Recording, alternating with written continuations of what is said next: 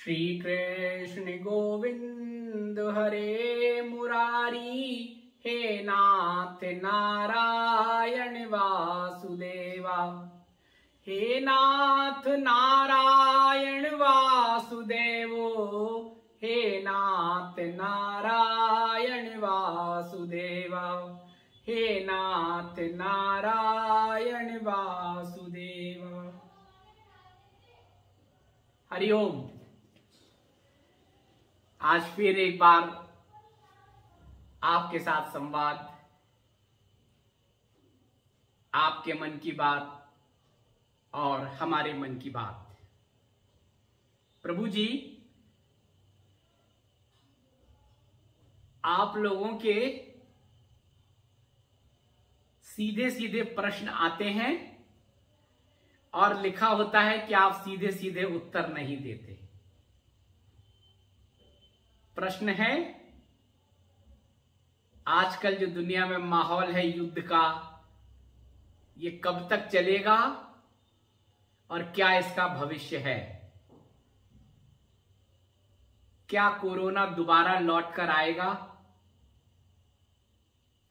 आपके संवाद से लगता है कि आने वाला दशक विनाशकारी होगा।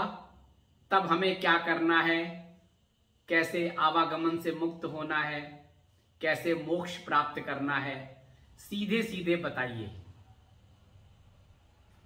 प्रभु जी, ये सीधी सीधी जो बात है, इसके लिए तो आपको किसी ज्योतिषी के पास जाना होगा। हमारे संत महात्मा मनीषी विचारक परम चेतन अपने योग बल से, तप से आने वाले समय को देख लेते थे दृश्य के रूप में, लेकिन संक्षेप में और संकेत में बता देते थे आने वाला समय ऐसा है और हमें ऐसे रहना चाहिए। जो वो देखते थे वो पहले से तय था, नियति थी। तो नियति में संत महात्मा दखल नहीं देते, लेकिन जहां होते हैं अपने लोगों को आगाह कर देते हैं। हमें याद है 2008 में स्वामी सदानंद जी ने, यमुनोत्री की अक्सर हम आपसे चर्चा करते हैं, उन्होंने संकेत में जो जो बताया था वही सब होता दिख रहा है। लेकिन अभी भीत होने की जरूरत नहीं है, विचलित होने की जरूरत नहीं है, क्योंकि आने वाला दशक कैसा होगा इसके संकेत तो आपको दे ही दिए हैं कि नव निर्माण का दशक है।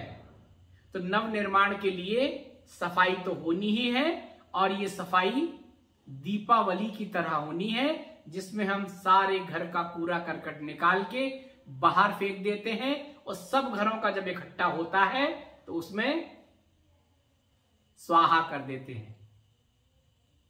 ये सफाई का होना तो तय है, तभी नवनिर्माण होगा।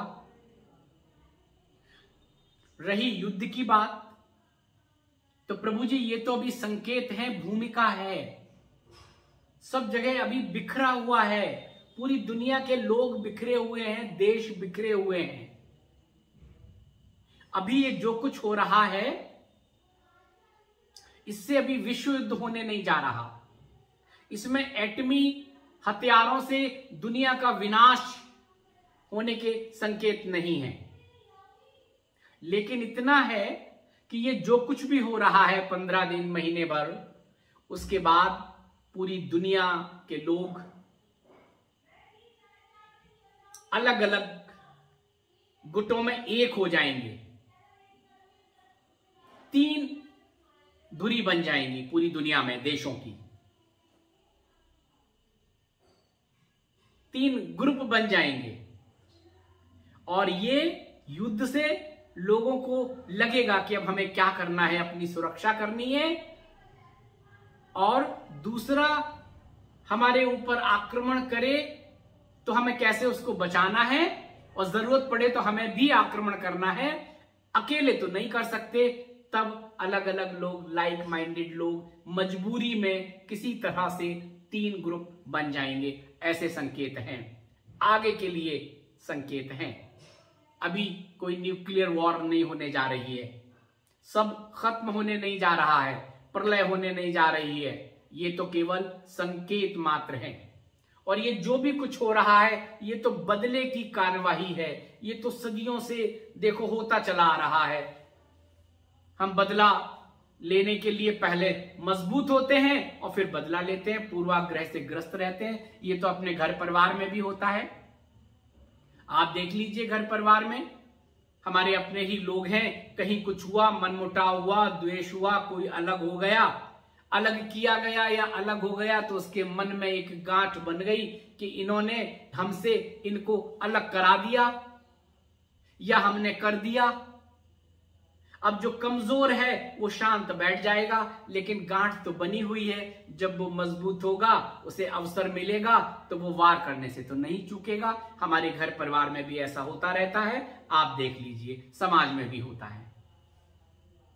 बदले की भावना से बहुत सारे काम किए जाते हैं। इसको ऐसे समझ लें, एक बागी दस्यु, मैं उनसे मिला हूं, चंबल में भी मिला, और जब उन्होंने आत्मसमर्पण किया था तब भी उनसे मिला था। महिला दस्यु, उन्होंने कहा कि एक समय हमारे साथ अत्याचार हुआ, अन्याय हुआ, लोगों ने हमारे साथ ऐसे ऐसे ऐसे ऐसे किया, लेकिन हम निर्बल थे, हम कुछ कर नहीं पा रहे थे। लेकिन बदले की आग तो हमारे अंदर सुलग रही थी, और मजबूरी में, स्थिति परिस्थिति बस उन्हें बीहड़ में जाना पड़ा, चंबल में जाना पड़ा, दस्यु बन गए। लेकिन जब ताकत हो गई, बंदूक उनके हाथ में आ गई, अब उनके अंदर की वो जो चिंगारी थी सुलगने लगी, और उसके बाद उन्होंने अपने पूरे दस्यु बल के साथ उसी गांव में जाके हमला कर दिया और तमाम लोगों को मौत के घाट उतार दिया। ये उन्होंने खुद बताया। जितने लोग मौत के घाट उतारे गए, वो सब तो दोषी नहीं थे, वो सब तो उस समय नहीं थे, लेकिन उनका परिवार था, कुछ लोग थे, और वो नरसंहार हुआ। अभी जो हो रहा है वो यही हो रहा है, और आगे भी इसी तरह की बदले की भावनाओं से चीजें होंगी, भड़केंगी और आग बरसेगी। जो हमने आपसे कहा था, आग बरसेगी, हमें छतरी की जरूरत पड़ेगी, हमें अपने आप को मजबूत करना होगा। अभी क्या हो रहा है? यही तो हो रहा है कि इतना बड़ा साम्राज्य, उसके टुकड़े टुकड़े कर दिए गए या हो गए स्थिति परिस्थिति से।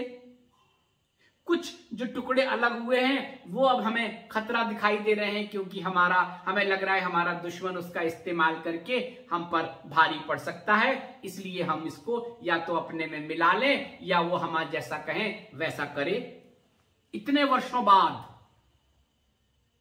ये केवल यही बात नहीं है, ये दुनिया के बहुत सारे देशों में भी यही चल रहा है, जिनके टुकड़े अलग हो गए या कर दिए गए, अब वो चाहते हैं या तो वापस मिल जाए या हमारे कहने पे चलें। और यही बदले की भावना, यही अहंकार, यही योग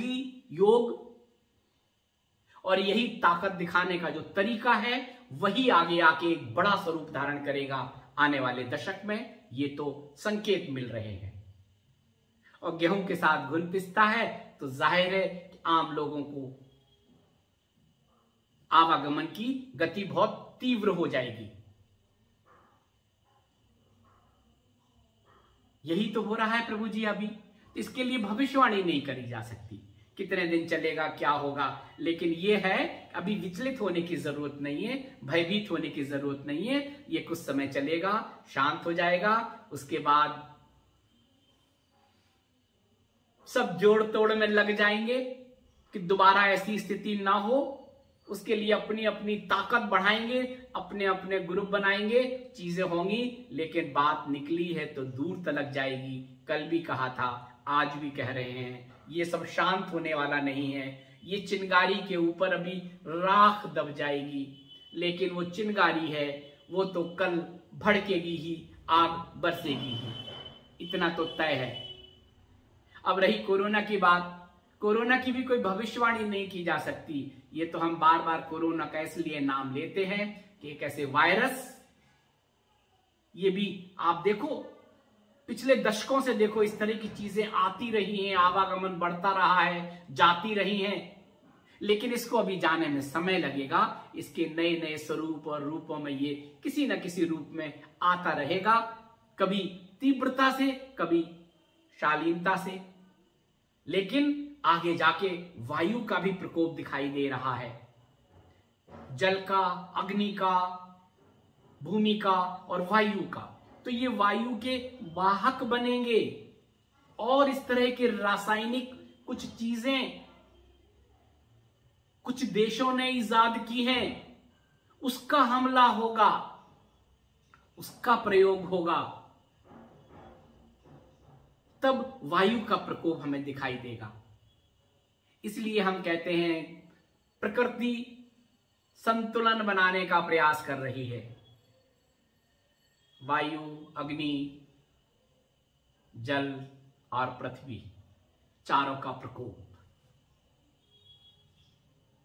लेकिन भयभीत इसलिए ना हो, विचलित इसलिए ना हो कि प्रलय होने नहीं जा रही है।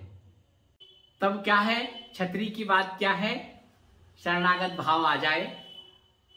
शरण प्रभु आपकी, अभी भी तो यही हो रहा था कोरोना में। तमाम महाशक्तियां सब कुछ होते हुए भी हम कुछ नहीं कर पा रहे थे, हाथ खड़े कर दिए गए थे, प्रिकॉशन ले रहे थे कि जितना बच सके बच जाएं, कुछ समय के लिए कुछ चीजों से अपनी रक्षा कर सकें कर लें। यही तो हो रहा था। ऐसे ही अभी हमें अपने आप को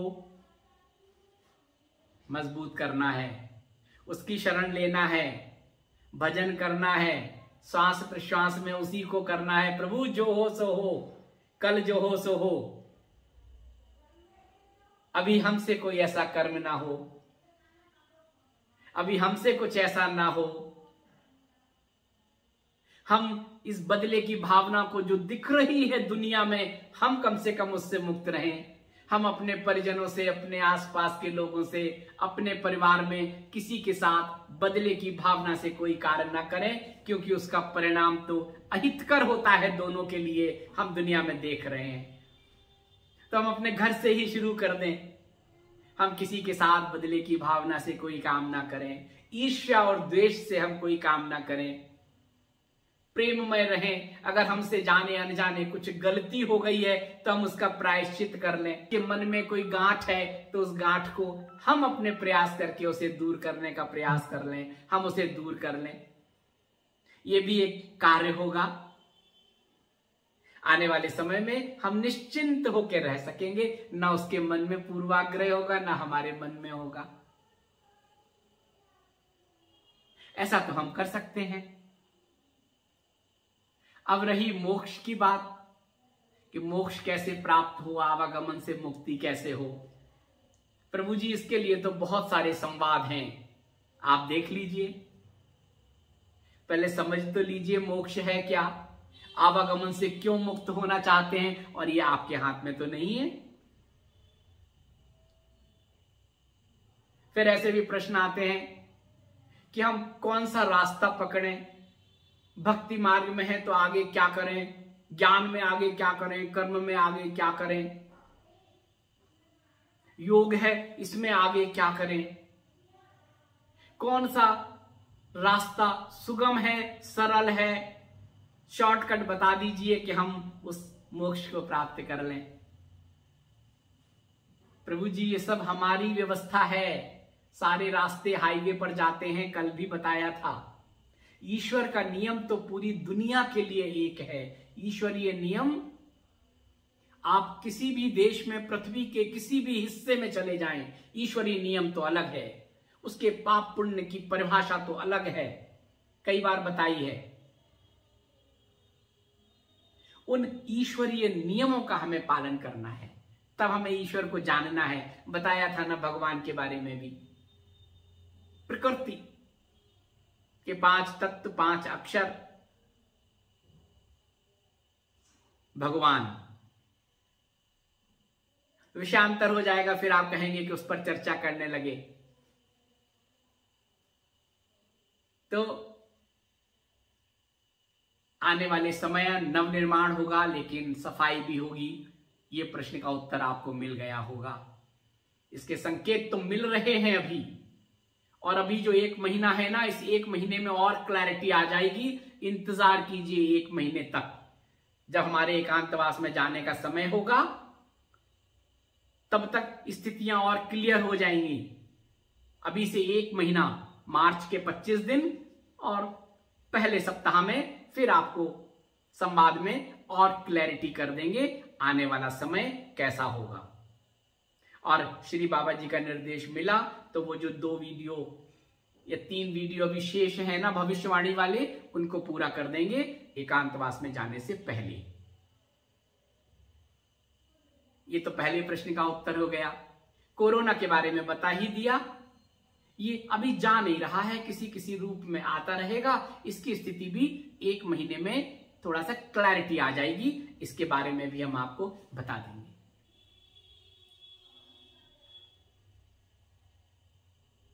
और बहुत से प्रश्न आपके हैं, उसके हम धीरे धीरे उत्तर देंगे। आप लोगों की बहुत अच्छी बातें आपने लिखा है कि बहुत सारी बातें में आप कहते हैं बाद में बताएंगे, फिर बताते नहीं है, भूल जाते हैं। सच में ऐसा ही हो जाता है, विस्मरण हो जाता है। आप लोग याद दिला देते हैं, फिर यहाँ आ जाता है।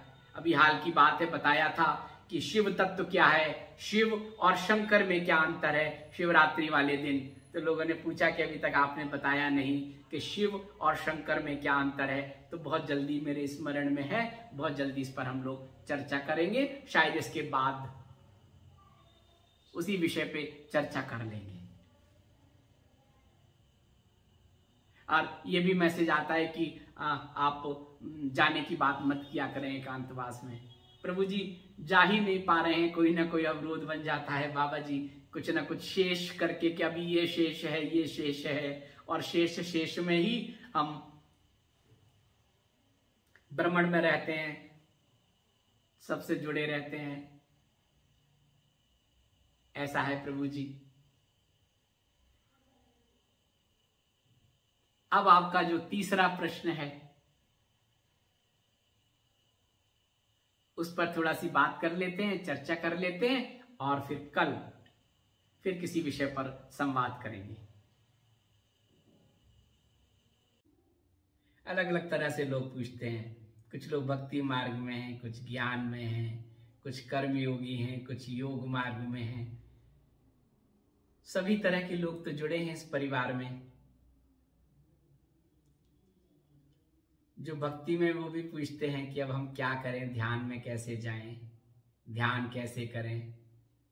जो योग मार्ग में है वो पूछते हैं हम यहाँ तक आ गए, यहाँ तक आ गए, ये जागृत हो गया, ये जागृत हो गया, अब इसको जागृत करना है, कैसे करें, कोई विधि बताइए, प्राणायाम बताइए।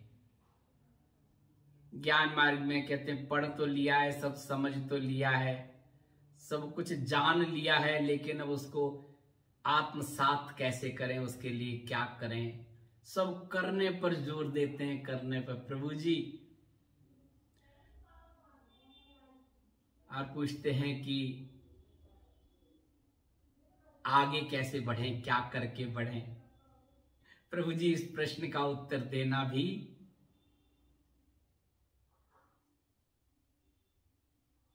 आसान नहीं है। ये तो 1 to 1 की बात है। ये तो 1 to 1 देखते हैं कि कोई क्या कर रहा है, किस मार्ग से हाईवे की तरफ जा रहा है, उस मार्ग में उसको क्या बताना है, तो थोड़ा सा उसको मार्ग प्रशस्त हो जाता है। ऐसे करो, आगे बढ़ो। कोई नर्सरी में है, कोई प्ले स्कूल में है, कोई प्राइमरी में है, जूनियर हाई स्कूल में है, कॉलेज में है, या और रिसर्च के उसमें है। सबकी अलग अलग स्थिति है। कैसे बता दें किसी को अभी प्ले स्कूल में, कैसे बता दें नर्सरी में कि तुम्हें डॉक्टर बनना है, इंजीनियर बनना है,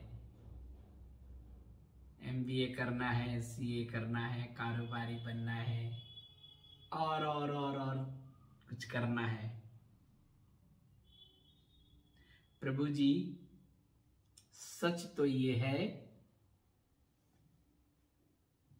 कि हम जो भगवान की बात करते हैं, भगवान को पाना है, भगवान को जानना है, भगवान की तरफ जाना है, इसके लिए क्या करना है? इसके लिए तो कुछ नहीं करना है। अंतिम स्थिति तो वही है, कुछ करना ही नहीं है। ये सारे मार्ग, सारे सब केवल हाईवे पर जाने के हैं। हाईवे पर जाने के बाद ये सब मार्ग हैं कि जीवन के संसार में, माया में अवरोध हैं। उन अवरोधों को पार करने के लिए, अनुकूल विपरीत परिस्थितियों से निकलने के लिए ये सब चीजें हमें संतोष देती हैं, हमें धैर्य देती हैं। हम उस आस्था और विश्वास से उम्मीद रखते हैं और हम उनको पार करके आगे बढ़ जाते हैं। बस इतना ही है। इसका कोई आउटपुट उस तरह का नहीं है। आउटपुट के लिए तो कुछ करना ही नहीं होता है। तब फिर सबके लिए कैसे बता सकते हैं? अगर हम आप शुरुआत हैं और हम आपसे कहें आपको कुछ नहीं करना है, फिर तो आपका शुरुआती कैसे होगी? तो ये अलग अलग प्रक्रियाएं हैं, अलग अलग चरण हैं। भक्ति मार्ग में, ज्ञान मार्ग में हम पढ़ते हैं, जानने की कोशिश करते हैं। भक्ति मार्ग में हम कहते हैं हम हैं, ये भगवान है, भगवान का ये स्वरूप है, इनका ये विशेषताएं हैं, ये कथा है, कहानियां हैं, इनके ये सूत्र हैं, इनको जीवन में अपनाना है, अपने आप को भगवान से जोड़ना है, लय करना है। ज्ञान में भी होता है, समझना है, पढ़ लिया, सब कर लिया, ईश्वर क्या है, प्रकृति क्या है, स्वरूप क्या है, ये सृष्टि क्या है, ब्रह्मांड क्या है, सब कुछ जान लिया, पढ़ लिया। अब उसको चिंतन करना है, अब उसको जीना है। जीने के लिए भी कोई ना कोई तो अवलंबन चाहिए ही। कर्म है, कर्म करते हुए सबसे अच्छा तो यही है ना कि कर्म करते हुए ग्रस्त में है, संसार में जहां भी है, जिस स्थिति में भी है, हर समय भगवान का स्मरण। क्योंकि समझ लिया ना, भक्ति में देख लिया ना कि भगवान है, मैं भगवान का, भगवान हमारे, ज्ञान पढ़ भी लिया ना, सब जान भी लिया। अब कर्म में उस ज्ञान को और भक्ति को मिला देना है आस्था और विश्वास के साथ। जो भी कर्म कर रहे हैं सब भगवान के लिए कर रहे हैं, जो भी है सब भगवान का है। जो परिणाम आ रहा है भगवान हमारे कर्मों का के अनुसार हमें उसका परिणाम दे रहा है, उसमें ही हमें संतोष करना है, उस पर ही चिंतन करना है, एनालाइज करना है, आगे बढ़ना है।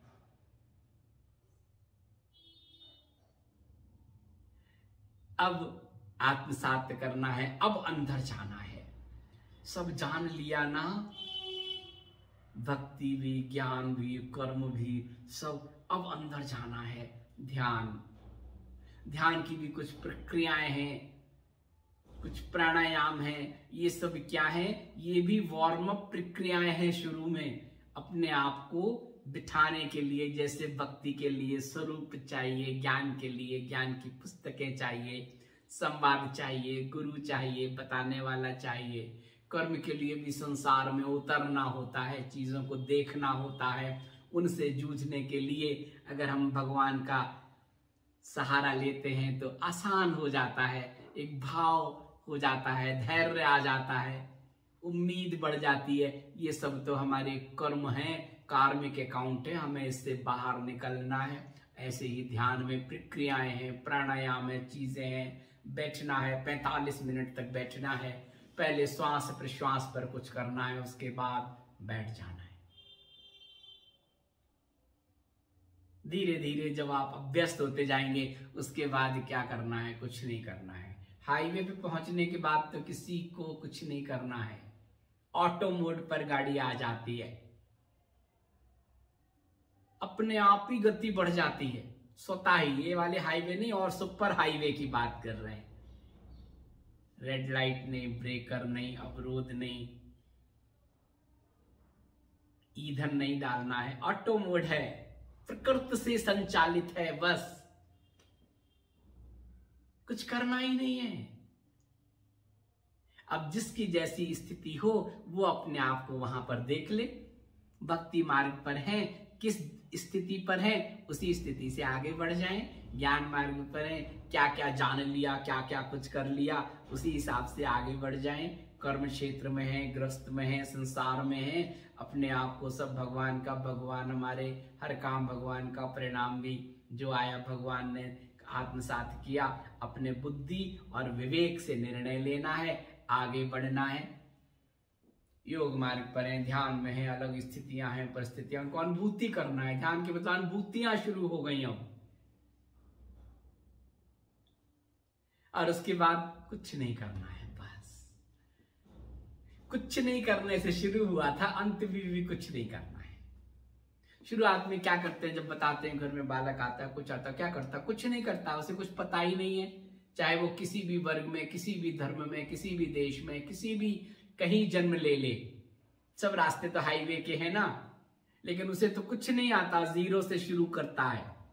क्या करते हो, कुछ नहीं करते हैं, पता ही नहीं है क्या करते हैं। तब उसे कोई सिखाता है, बताता है, संस्कार देता है, माता पिता, घर की स्थितियां, परिस्थितियां, परिवेश, फिर वो उस परिवेश में अपने आप को ढालने की कोशिश करता है, आगे बढ़ता है। अंत में भी यही है, कुछ करना ही नहीं है, हो गया। जहां से शुरू किया था वहीं पर आ जाना है, मूल में ही तो आ जाना है। मूल में क्या था, कुछ नहीं था। ज्ञान था, नहीं था। भक्ति थी, नहीं था। कर्म भी कुछ नहीं था, जिसने जो बताया कर दिया। भोजन भी किसी ने खिला दिया, खा लिया। सो गए, किसी ने उठा दिया। किसी ने उंगली पकड़ कर चलना सिखा दिया, चलने लगे। किसी ने कहा दौड़ो, दौड़ने लगे। किसी ने कहा मेरे पीछे आओ, हम उसके पीछे पीछे चलने लगे। किसी ने कहा उंगली पकड़ लो, हमने उसकी उंगली पकड़ ली। एक अबोध शिशु की तरह होना चाहिए। अंत में कुछ नहीं करना है। आए थे तब जो अबोध की स्थिति थी, वही तो जाने से पहले या बीच बीच में, जब भी जैसे आपके प्रारब्ध हैं, कार्मिक अकाउंट है, जैसा आपका मास्टर मिला, जैसा आपका सदगुरु मिला, उसने आपके तत्व को देख लिया। उसने देख लिया ए से एम तक की किस यात्रा में, कहां से आप हैं, किस यात्रा पर है। जो सही मास्टर मिलता है वो वहीं से आपको पकड़ लेता है, कहता चलो अब आगे बढ़ो। भक्ति है, ज्ञान है, कर्म है, योग है, सब एक ही जीवन में सब कुछ तो है। तो जब कहते हैं ना, अब हमें क्या करना है, अंत में क्या करना है, मुक्ति कैसे मिलेगी, मोक्ष कैसे मिलेगी, पहले सब कुछ जान तो लो। करना तो कुछ है ही नहीं, अब कुछ नहीं करना है बस। लेकिन शुरू में कह दें कुछ नहीं करना है, एक अबोध बालक से कह दे तुम्हें तो कुछ करना ही नहीं है, पड़े रहो, कैसे जीवन चलेगा, कैसे उसका विकास होगा, कैसे उसकी जानेगा, कैसे वो जगत को जानेगा।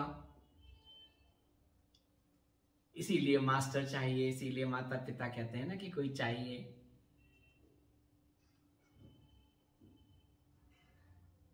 संकेतम ही समझ लें, लेकिन समझ लें आप तो हमारे परिवार में तो सब तरह के लोग हैं।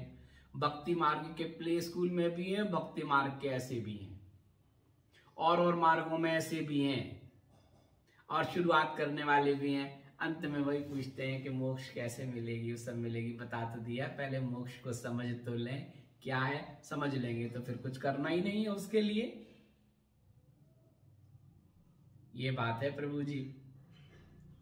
तो आज आपके मन की बात, हमारे मन की बात, आज इतनी ही बात कर लेते हैं। संवाद का एक क्रम बना रहे, इसलिए लगा था कि आज ऐसे ही बैठ के बातें कर लेंगे, मन की बातें कर लेंगे।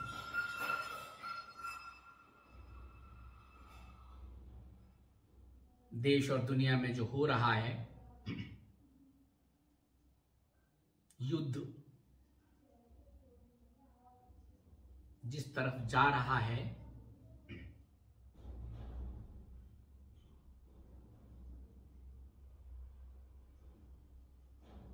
आज देश और दुनिया में जो हो रहा है, अग्नि, वायु, जल और पृथ्वी तत्व का जो रौद्र रूप हमें देखने को मिल रहा है, आग्नेयास्त्र दिख रहे हैं, गोले बरस रहे हैं, प्रभु जी हम तो खबर सुन लेते हैं, हम लोग चर्चा कर लेते हैं, बातें कर लेते हैं, कुछ लोग भयभीत हो जाते हैं, कुछ लोग होते हैं वहां हो रहा है, हम तो अभी मुक्त हैं। ऐसे ही आपदा के समय में भी हुआ था कि कहीं हो रहा है, हमारे यहाँ तो नहीं हुआ, लेकिन जब हमारे यहाँ आ गया तो थोड़ा सा कुछ हुआ। साउथ में हो रहा है, यहाँ नहीं हो रहा। जब इधर आ गया, घर में आ गया, और जिस घर में आता है तब पता चलता है क्या स्थिति होती है, क्या मना स्थिति होती है। ऐसे ही इस युद्ध में जिन परिवारों में जो हो रहा है, जितने लोगों का आवागमन हो गया, उनके परिवारों का दुख और दर्द समझिए और उनसे सीख लीजिए। कल को वही स्थिति कहीं भी आ सकती है, आएगी ही। जब बदलाव होगा तो तब हमें क्या करना है, अभी से वो धैर्य पैदा हो जाए, अभी से वो निर्लिप्तता आ जाए, भय मुक्त हो जाए अभी से।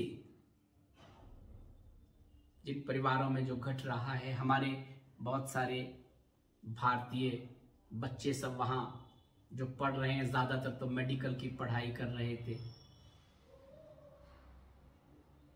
फंस गए वहां।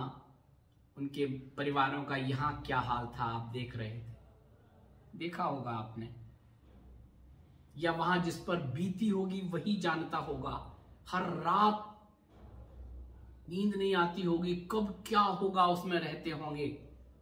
एक माता जी ने, जो पहले युद्ध हुआ था इराक का, उस समय जो हमारी गठबंधन की सेनाओं ने जिस तरह से वो सब अटैक किया था, वहां पे एक माता जी उस समय वहीं थी, वो साक्षी रही, उसमें बताती थी वो कैसे कैसे भय रहता था, कैसी स्थितियां रहती थी, कब मिसाइल आ जाए, गिरती थी, कभी फटती थी, कभी नहीं फटती थी, क्या वो मंजर था। उन्होंने बयां किया, एक मेल भेजा उन्होंने, और उसको मैंने पूरा मेल पढ़ा, मैंने बहुत आनंद लिया, क्योंकि स्थितियां तो आज भी लगभग वैसी ही हैं। जो वहां हैं वो जान रहे हैं, वो उनको महसूस कर रहे हैं। माता जी ने तो उधर 90 के आसपास की बात होगी, आज से 3 दशक पहले की, जब इराक पर हमला हुआ था, सबने मिलकर किया था, तो साक्षी रही। उन्होंने पूरा वहां का लाइव चित्रण भेजा, कैसे कैसे क्या होता था, घर में क्या स्थिति होती थी, बच्चों की क्या स्थिति होती थी, किस तैयारी करते थे, सायरन बजते ही क्या होता था। उन्होंने उसको जिया है, देखा है, महसूस किया है, उससे उनको शक्ति मिली होगी। और आज वही स्थिति है, तो उन्होंने अपने उसको रिपीट, जो जीता है ना, और जब दोबारा वो स्थिति आती है तो रिपीट टेलीकास्ट होने लगता है।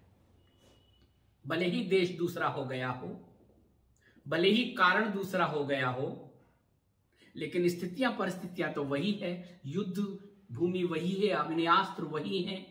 मिसाइलों का नाम बदल गया होगा, तब स्कड मिसाइल का बड़ा होता था, अभी दूसरी तरह की मिसाइलें है, तो वही स्थिति, घर में वही सायरन बजते हैं, वही लोग बंकर में चले जाते हैं, वही लोग अपनों को खो देते हैं, वही लोग जो जा रहे होते हैं उनको सहायता करते हैं, मदद करते हैं, वही सारी स्थितियां हैं। और ये समय समय पर होती रही हैं, जितने भी युद्ध हुए हैं, हर युद्ध में लगभग एक ही स्थिति होती है, परिणाम तो एक ही होता है। असर तो सब पर होता है, आम लोगों पर भी होता है। तो हम इस समय केवल प्रार्थना करें, बल्कि इस सब देखने के बाद और अटूट आस्था और विश्वास हो जाए उसके ऊपर, कि कब क्या हो नहीं पता, कब क्या स्थिति हो नहीं पता। कल 45 में वर्ल्ड वार में हुआ जो हुआ, बाद के युद्धों में जो हुआ, 62 में हुआ, 71 में हुआ, अभी इराक में हुआ, और जगह देश और दुनिया में जो हुआ, और अभी जो हो रहा है, इस सब से हम उससे जुड़ जाएं। सब उसकी है, आपको ही सब आपका है।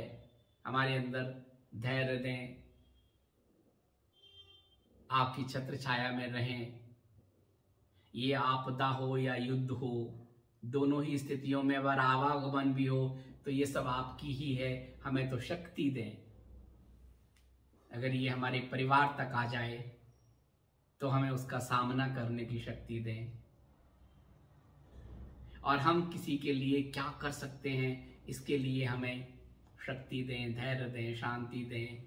आस्था और विश्वास आपके प्रति बना रहे, अपने सद्गुरु के प्रति, अपने मास्टर के प्रति, उस परम पिता परमात्मा के प्रति। और ये जब करेंगे ना तो हम भय रहित नहीं होंगे, मृत्यु से भय नहीं होगा। इसीलिए हम अक्सर आपसे जो 5 बातें कहते थे करने के लिए, वर्तमान के हर पल का आनंद लीजिए, जो भी करें उसमें अपना 100% दीजिए, और जो परिणाम हो उसको आत्मसात कीजिए, एनालाइज कीजिए, आगे बढ़िए। अगर अनुकूल है तो और आगे बढ़िए, प्रतिकूल है तो भी रुकिए नहीं, निराश मत होइए, आगे बढ़ना है। सत्य के साथ रहने का प्रयास करें, तनाव मुक्त रहेंगे। और ईश्वर और मृत्यु को हमेशा याद रखें। ईश्वर को याद रखेंगे और जब निरंतर लगातार उसके साथ मृत्यु को भी याद रखेंगे कि मृत्यु तो कुछ है ही नहीं, जैसा जन्म है जैसी मृत्यु है, सब यहीं के यहीं है, कोई कहीं जाता नहीं है, कहीं से आता नहीं है, सब तो यहीं है, बस रूप बदल जाता है, स्वरूप बदल जाता है, काया बदल जाती है, लेकिन वो ऊर्जा का वो तत्व तो यही है। और जब आप मृत्यु से भय मुक्त हो जाएंगे तब रह जाएगा ईश्वर। वो हर समय स्मरण में रहे, चिंतन में रहे। तो जैसी भी स्थिति हो, परिस्थिति हो, अभी तो अग्नि का रौद्र रूप है, अभी आगे आप पृथ्वी का भी देखेंगे, जल का भी देखेंगे, वायु का भी देखेंगे, चारों का एक साथ देखेंगे। तो हे प्रभु, ये जो भी आपका है, आपकी लीला है, इसको कहीं ना कहीं असंतुलित करने में हमारा और हमारे पूर्वजों का हाथ रहा है ना। अभी ये जो कर रहे हैं, अभी इसमें भी मुझे शक्ति दें, सामर्थ्य दें कि हम कैसे अब इसमें कंस्ट्रक्टिव भूमिका निभा सकते हैं, कैसे हम इसमें सकारात्मक भूमिका निभा सकते हैं।